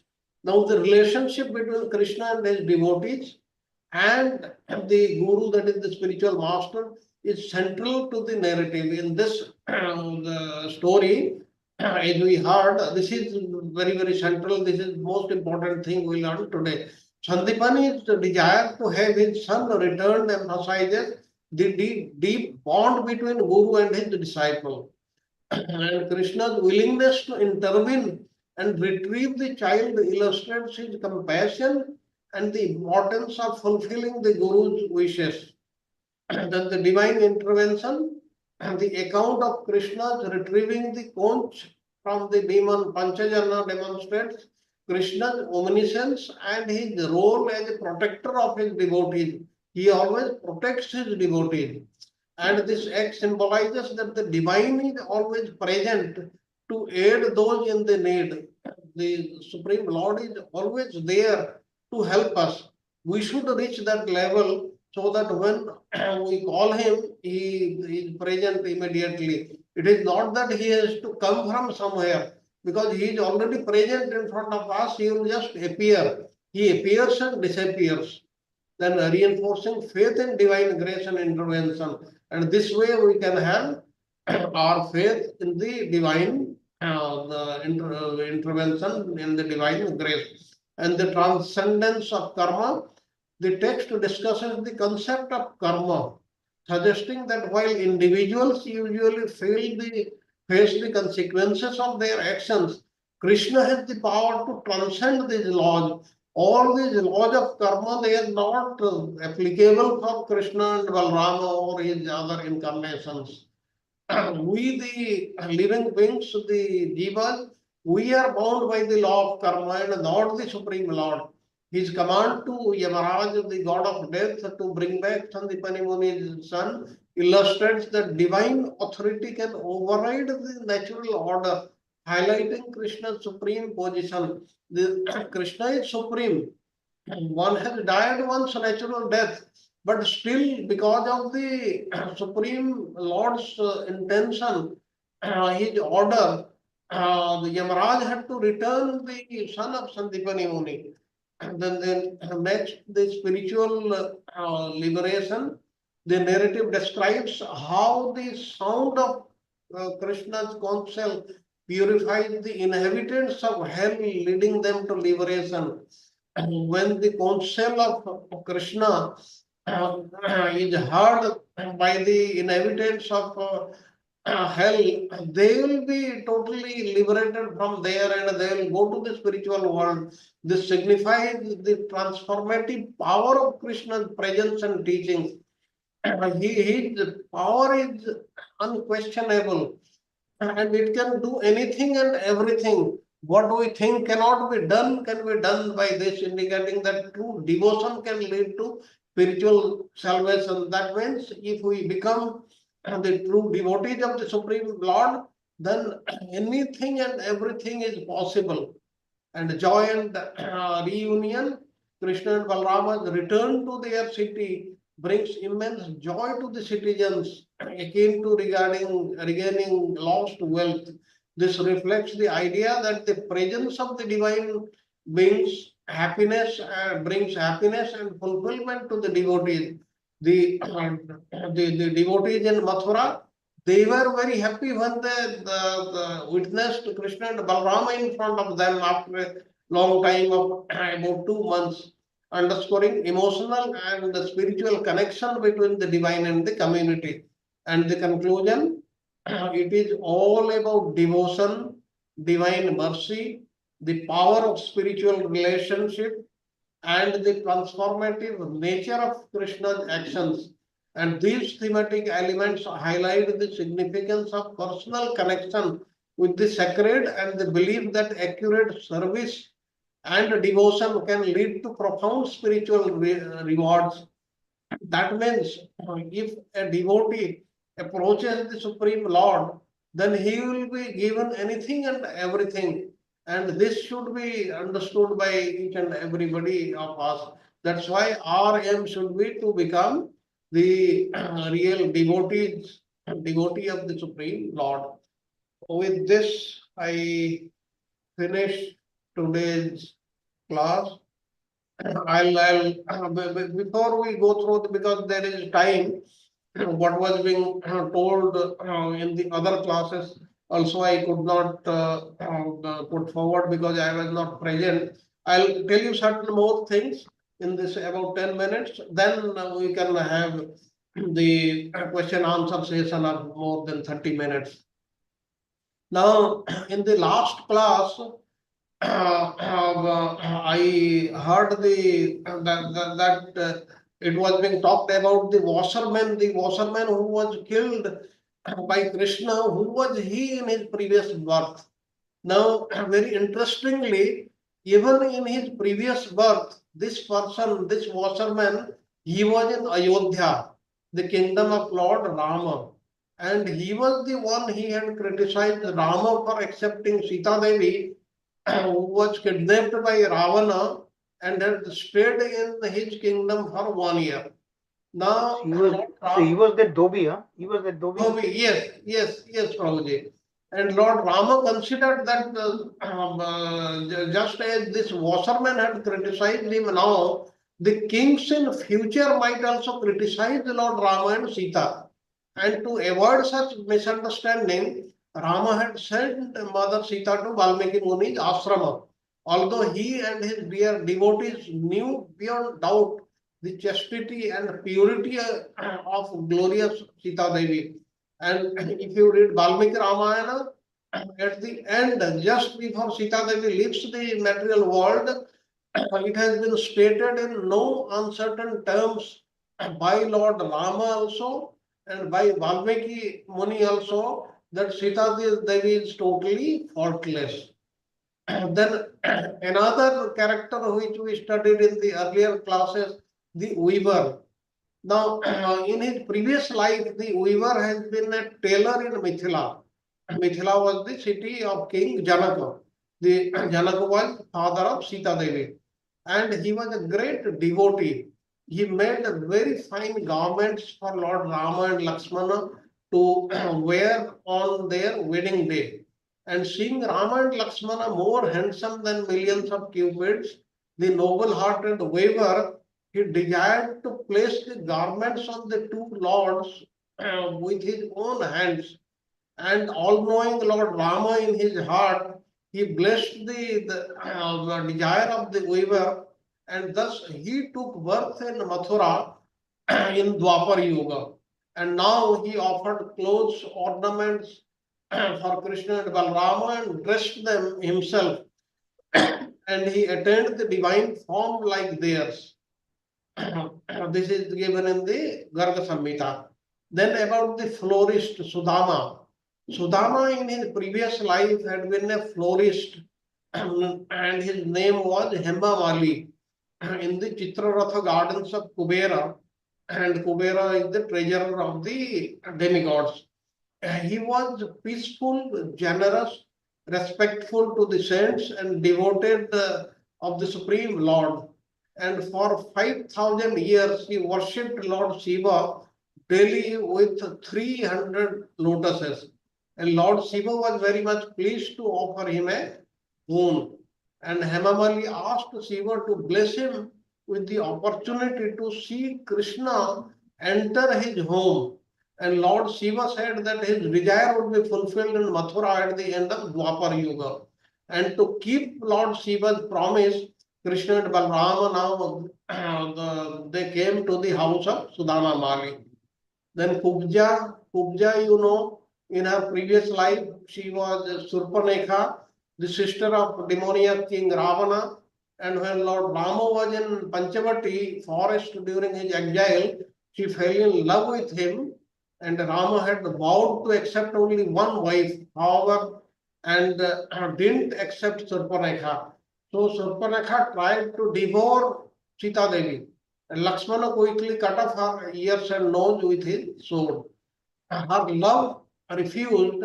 Surpanekha went to Puskara Tirtha, wishing to get Lord Rama as her husband. She stayed underwater and meditated on Lord Shiva for 10,000 years. And when Shiva approached before her, she asked him to grant her the blessing of getting Sri Rama as her husband. Now, Lord Shiva said that her desire would be fulfilled in Mathura city at the end of Dwapara Yuga. And by Shiva's blessing, she now became Lord Krishna's beloved. Then Kubalaya Pida. Kubalaya Pida, the elephant, in a past life, he was Madan Gati, the powerful son of King Bali. Once, while visiting the deity at Sri Rangam, Madanagati he wandered through the grounds of the temple and did not respect others who were there. He roamed as if the entire space belonged exclusive to him and obviously to the presence in the presence of others. Then he made loud noises. Observing this behavior, sage Kusa, he cursed this boy. He said, "May you become an elephant." And that's why he became an elephant that is known as Kubalaya Pida. And Kubalaya Pida became a part of the evil king Jarasandha's army camp. One day, while Kubalaya Pida ventured away from Jarasandha's camp and caused a disturbance in Kamsa's camp, and with this, Kamsa was enraged and he held Kubalaya Pida, threw him 80 miles away near Jarasandha's camp. And Jarasandha then wondered, my elephant has the strength of 100 elephants, and who is this powerful person who has the ability to throw him 80 miles away? And searching for the warrior, Jarasandha came to Kamsa's camp and said that I am very much impressed with your strength and courage, and I wish to make you my son-in-law. Please accept my two daughters as your wives. Then Kamsa agreed. Thus, Kubalaya Pida became instrumental in Kamsa's marriage. And remaining in Kamsa's service thereafter, Kubalaya Pida encountered Krishna and Balrama upon their arrival at Mathura. And in an attempt to kill them, Kubalaya Pida attacked Krishna only to meet his final liberation at the hands of the Supreme Lord. Then the wrestlers who fought with Krishna and Balrama. Once there was a sage named as Uttaya. He used to live in Amaravati. He had 5 handsome sons, and sage Uttaya taught them several mantras and slokas from the scriptures and told them to practice. But these 5 sons, they abandoned their mantra chanting and went to King Bali's camp and started observing the wrestlers practicing wrestling every day. The Brahmanas are supposed to study the Vedas and teach them to others, and Kshatriyas were supposed to practice fighting and wrestling. Now, sage Uttaya, he came to know about the interest of his 5 sons, and thereafter he became very, very angry. He said, you have abandoned mantra chanting and seeing the demons wrestle. I curse you to become wrestlers and associate with the demons in your next life. and become demons. And thus the 5 sons were born in the next life as the sons of King Mahishmati. And once Kamsa, he challenged them for wrestling and defeated them. But Kamsa, instead of killing them, made them their servants.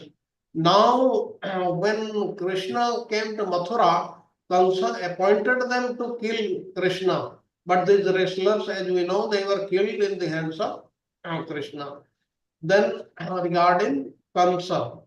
Now, at the time of churning the milk ocean, a demon named Kalanemi fought with the Supreme Lord Vishnu and died in the battle.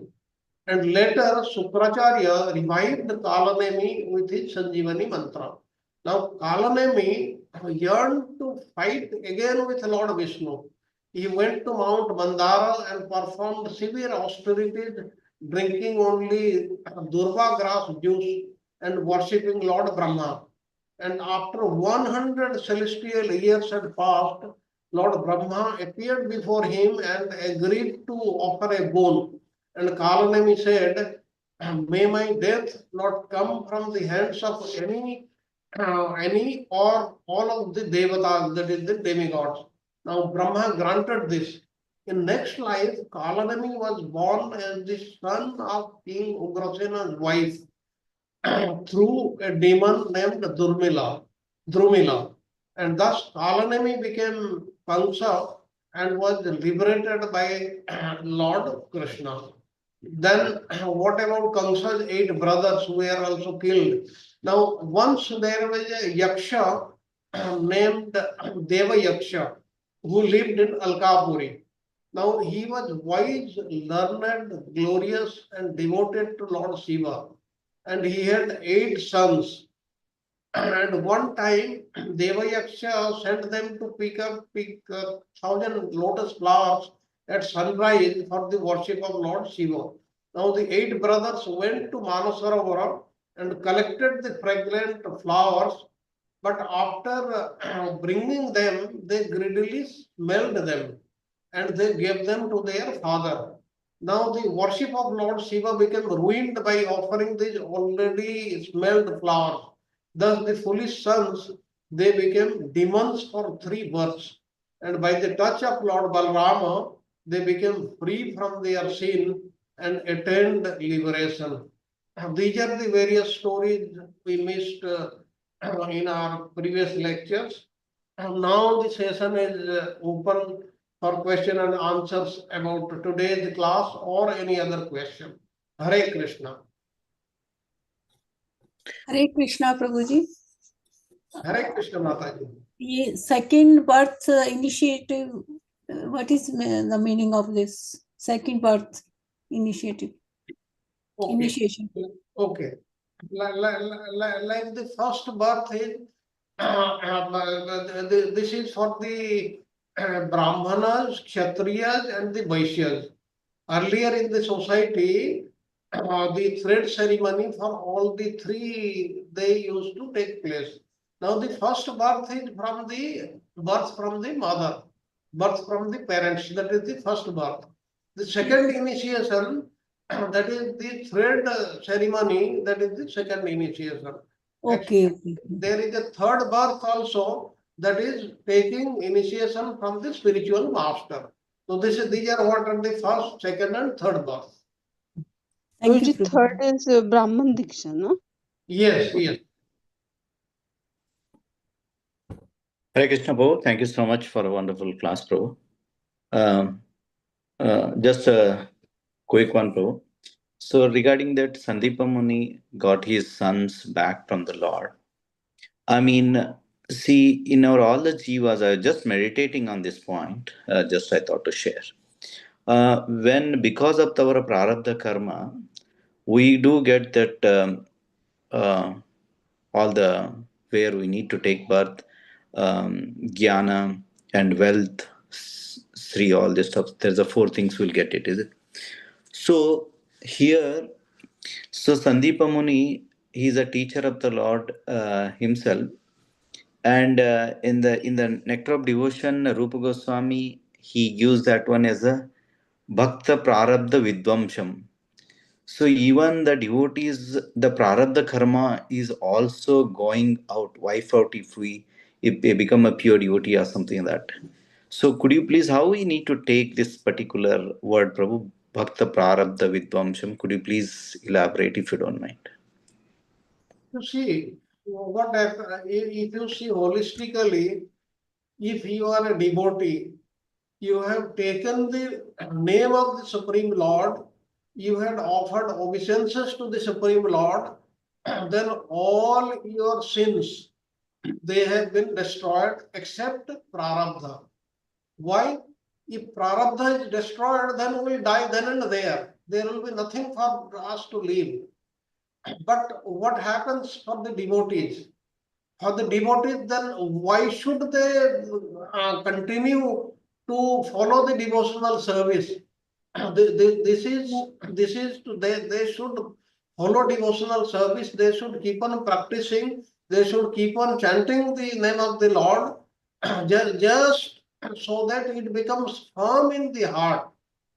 But at that time, what is happening, the Supreme Lord, He is also testing you. He will also bring so many obstacles in your path. You will face so many obstacles. Like you see, all these the great people, you talk of Sanatana Goswami or Rupa Goswami or Jiva Goswami, any of the Goswamis, any of these great people, there were so many things happen in their life which we think at times we tend to think they were also like common men. They were not like common men. They were being tested by the Supreme Lord. And that we have to take it very, very sportingly. Whatever it, the Tattenu Kampan, Susamikshama, whatever comes, we should take them as it has been given personally by the Supreme Lord, and the Lord will be very, very happy with us. So that is what is the thing. That means the things, the troubles the devotee goes through, that is not because of karma, not because of prarabdha, not because of anything else. It is because of the Supreme Lord's wish.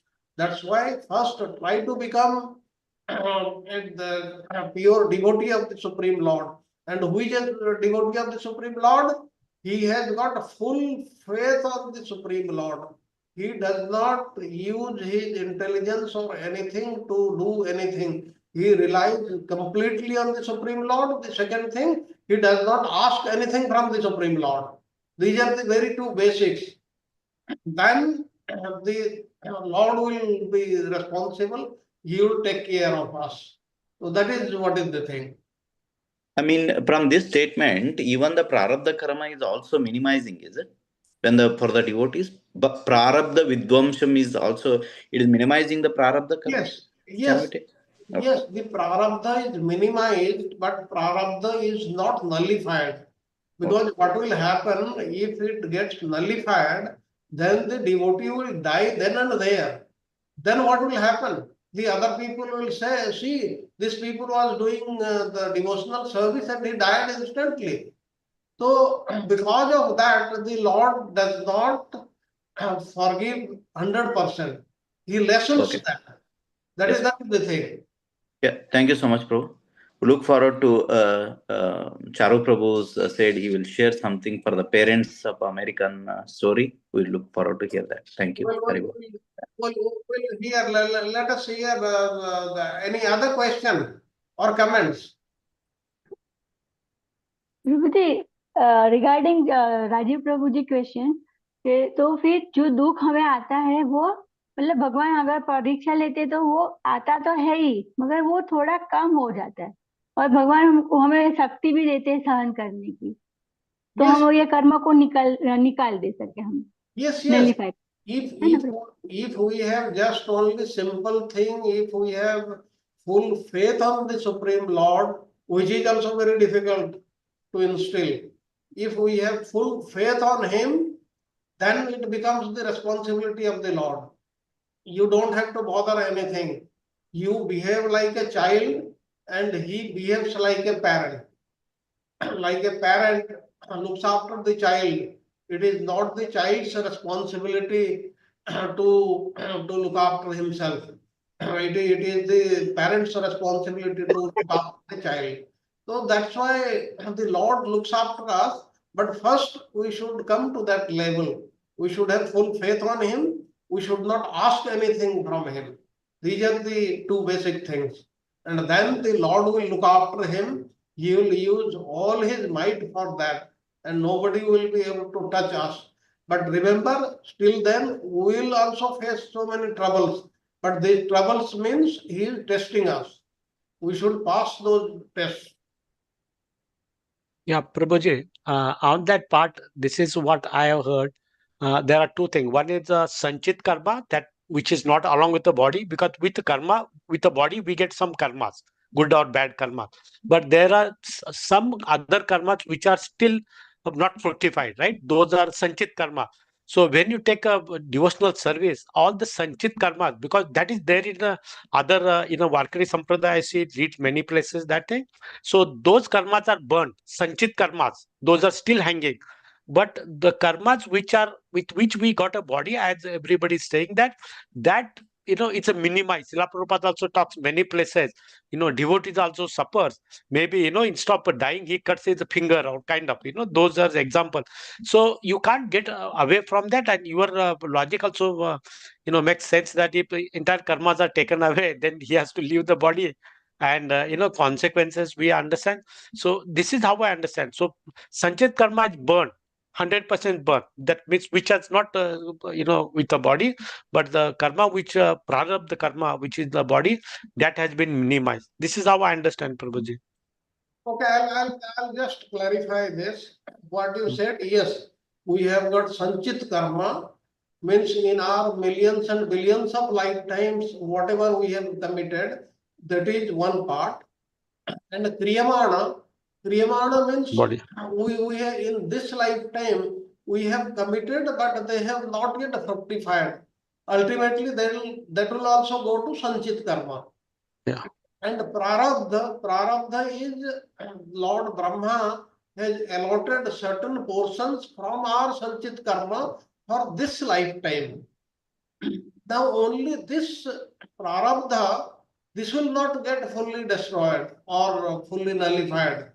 One may get a little of it, but if it gets totally destroyed then and there, then the individual has no reason to live. You die then and there. So that is the reason why the Lord does not do that. But the other karma, they'll burn instantly if we have we are practicing devotional service, we have full faith on the Supreme Lord, and we do not want anything from Him, then these are all gone.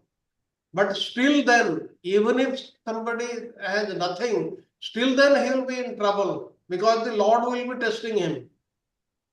And like the gopis, they had no karma at all. But still, why they are being troubled? Because their devotional service, it had to reach some level. And to bring to that level, Krishna, he was trying to do all sorts of actions like this.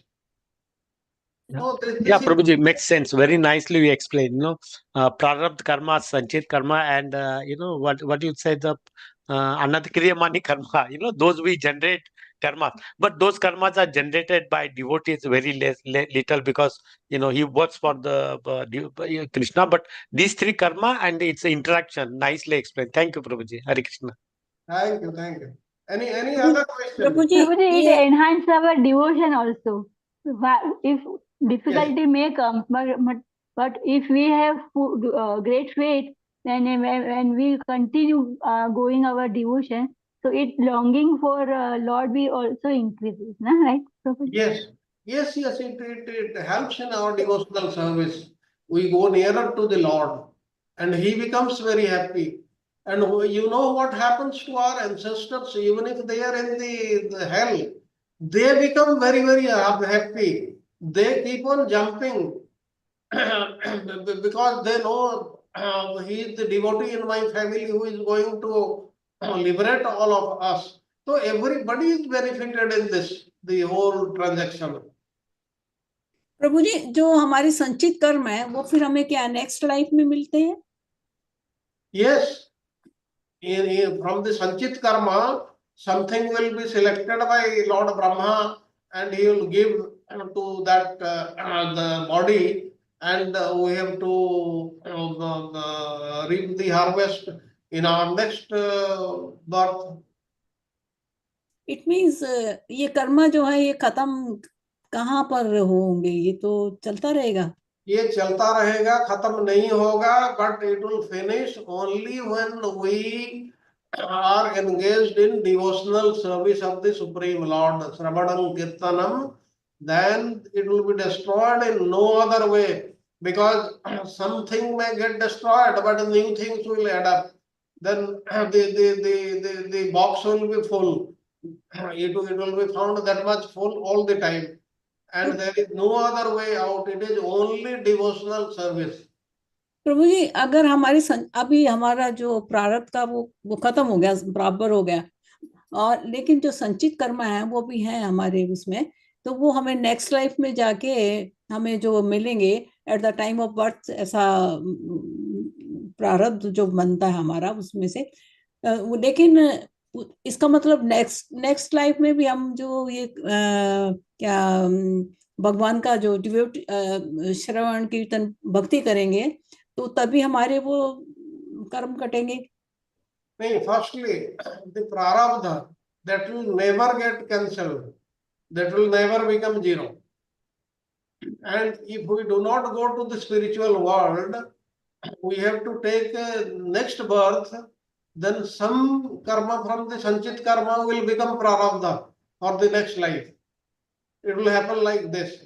But when we sincerely get into devotional service, then all our sanchit karma, that will get burned, that will be destroyed totally. Can we take Ajamala as the example for this, Prabhuji?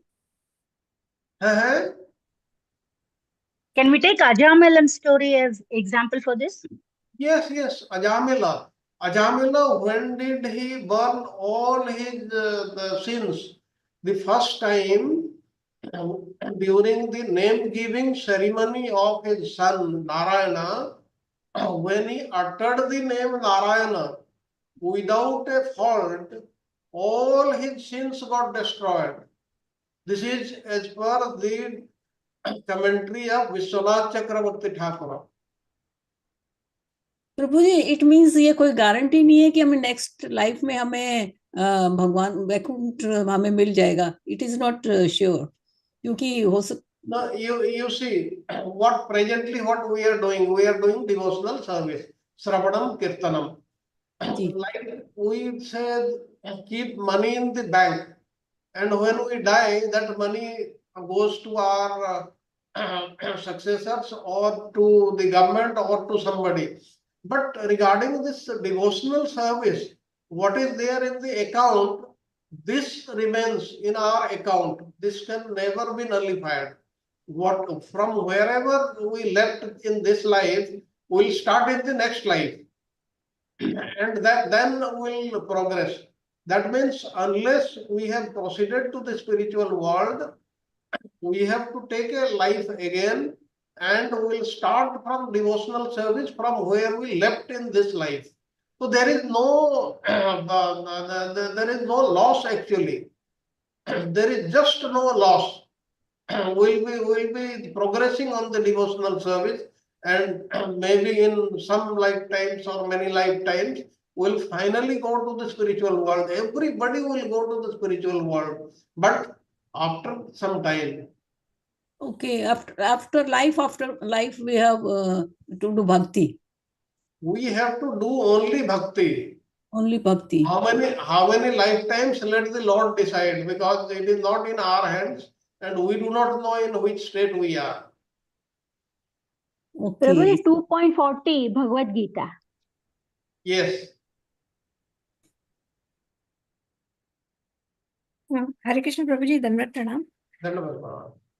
Prabhuji, as you said that a true devotee of Lord should not ask anything from Lord, and he should always be surrendered to Lord.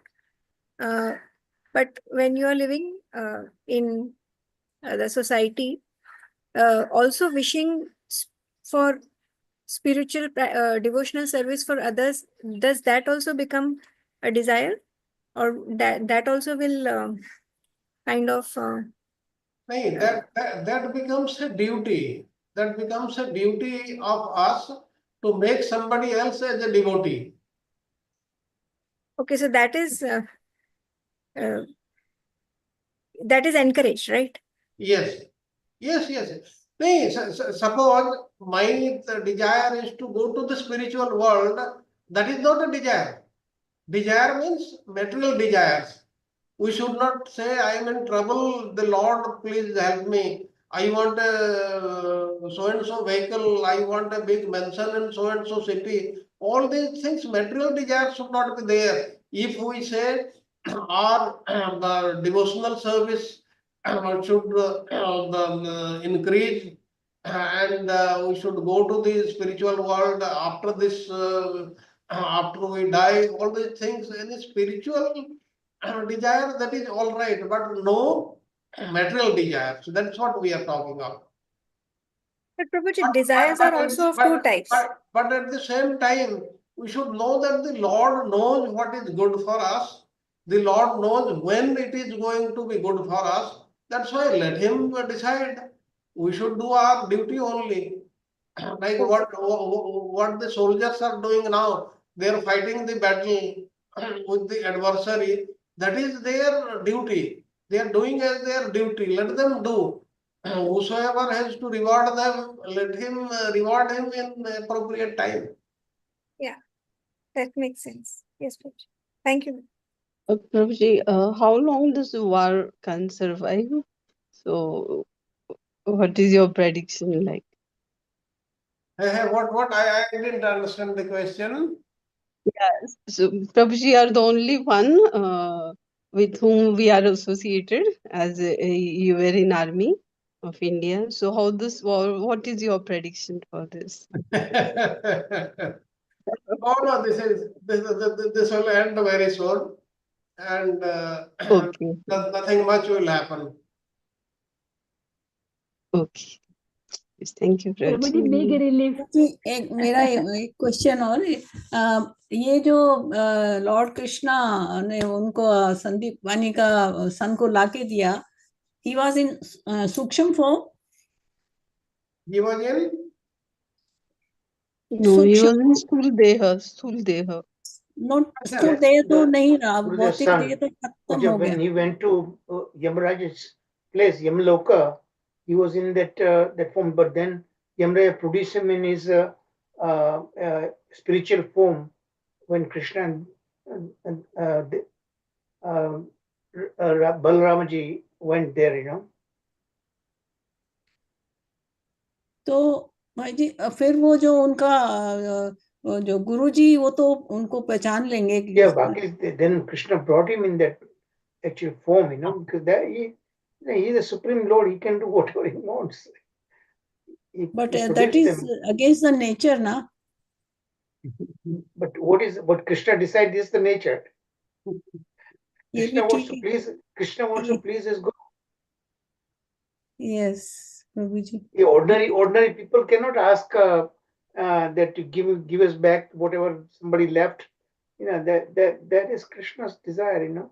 And Guru was no ordinary personality to be a Guru of the Supreme Lord. Krishna's parents, they are no ordinary souls. They are very elevated personalities. Ji, bhai ji. Any other question? Thank you, Prabhuji. Thank you, bhai ji. Yeah, Prabhuji, the last question. You mentioned that Sandipani Muni was Narad Muni, the disciple. Were in anything more than that one, or how he became? Or no, more than that, I also do not know. But he was a disciple of Narad Muni. Okay. There are Narad Muni had many extremely talented disciples, you know. We know that Prahlad Muni, Dhruv Maharaj, they were all great souls, right? Hare Krishna Prabhu. Also wanted to know how many children did Sandipani Muni have? You said Nandimukhi was his daughter. Nandimukhi was his daughter, and the son who was brought back by Krishna was son. He had a son and daughter. But he also had one son, no, Madhumangal. Madhumangal, yeah. Okay, it is also said in some places you will find Madhumangal, but there is another identity of Madhumangal. Madhumangal, by some benediction, his age never increased. He was thousands or millions of years of age, but he never went beyond a certain age to become an associate of the Supreme Lord. And the Madhumangal also had a deformity, right? There's So, Prabhu, really this son amazing was things. not Madhumangal, huh? Krishna's great friend. See, they also have so many difficulties. You know, they have become willingly. They take the pastimes. Yes. Prabhu, this is not that same son, no? This is not I don't Madhumangal, know. no? I think Madhumangal that I read had a deformity. You know, he used to Deformity, work I'm Prabhu, on he planning was to a say fat. He was fat physical. only. That's it, right? No, Bulky guy. physical deformity also had. I read somewhere. Yes. But I think Sharat Prabhu can say more about it. You know? Yes, Prabhuji. That's what in various description we find. Out of all the friends of Krishna, Madhumangal was the eldest, and he was very fond of eating. He used to snatch foods from everybody and he used to eat. Even he used to snatch from Krishna also. And description we find he also could not walk properly like this, but he was a great devotee, great associate, and a great friend of Krishna, and he was And- assisting him in all his pastimes. And he was a comedian too, right? Comedian, yes, Vidusaka. so. He is not this son, right? The one that means No, Sandipani no, Muni had. no. So Sandipani Muni had one more son, that means, right? Yes. So this is he had two sons and one daughter. Okay, Prabhu, thank you. No. He had one son and one daughter. Which son? Madhumangal is one son. The Madhumangal, it is not given in Garga Samhita, but in certain other places we find, but it is not authentic information. Okay, thank you. So if we don't Charu have, Prabhuji, kindly tell us that incident you are going to tell us. Charu Prabhuji, Oh yeah. the This is the real. present situation of parents.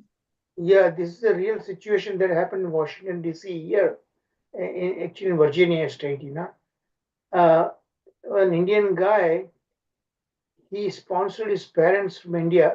Okay, so to take care of his children, babysitting. You know, basically many people here do that. Actually, they call their parents to come here, and they perform babysitting for their children. My children grew up, and this fellow didn't want his parents unnecessarily. So what he did, he did a terrible thing. He took his parents to a shopping mall and just abandoned them there. Now just imagine the condition of these parents, the old parents. They knew nobody, and they were left orphaned in the shopping mall. So my friend happened to know, and he met them, and that was a terrible situation. That fellow did that. So my friend really chastised this guy. That what a terrible thing you've done. That you know that. So the see in this Kali Yuga, people do some horrible things. Old parents with no money and being abandoned in a shopping mall. Can you imagine worse thing than that? His own parents. So this is what Krishna said. Such people they become punished in hellish planets. Very severe term it's mentioned in these verses in the Bhagavatam.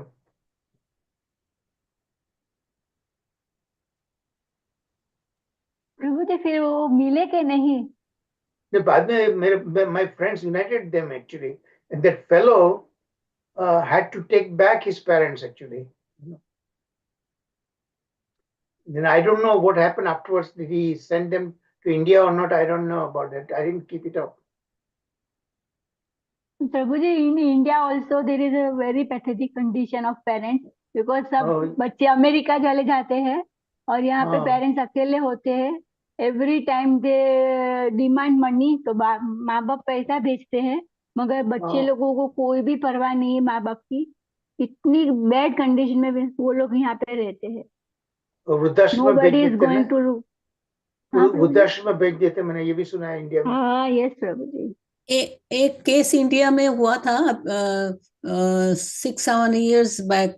वो उन्होंने अपने mother थी उनकी mother को, father नहीं थे, mother को बोला कि मेरे साथ रहना है यहाँ यूएस में, और ये हाउस वगैरह सब बेच दो. तो वो बेच दिया और वो पैसे ले लिए. उसको मदर को एयरपोर्ट पे लाके ले आए वहां तक.